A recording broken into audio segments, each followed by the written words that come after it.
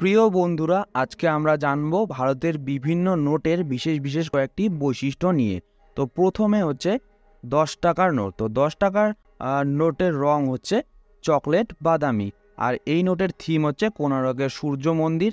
এর সাইজ হচ্ছে 63/123 মিলিমিটার। এরপরে রয়েছে 20 টাকার নোট। তো 20 টাকার নোটের রং হচ্ছে সবুজ হলুদ। এর থিম হচ্ছে ইলোরা গুহা।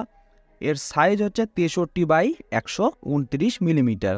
এরপরে রয়েছে হচ্ছে 50 টাকার নোট। তো 50 টাকার নোটের রং হচ্ছে ফ্লুরোসেন্ট ব্লু। এর থিম হচ্ছে হাম্পির রথ। এর সাইজ হচ্ছে 66/135 মিলিমিটার। এরপরে রয়েছে 100 টাকার নোট। 100 টাকার নোটের রং হচ্ছে নীল। এটার থিম হচ্ছে রানী কি ভাব। এর সাইজ হচ্ছে 66/142 মিলিমিটার। এরপরে রয়েছে 200 টাকার নোট। 200 টাকার নোটের রং হচ্ছে উজ্জ্বল হলুদ। এর থিম হচ্ছে সাঁচির স্তূপ।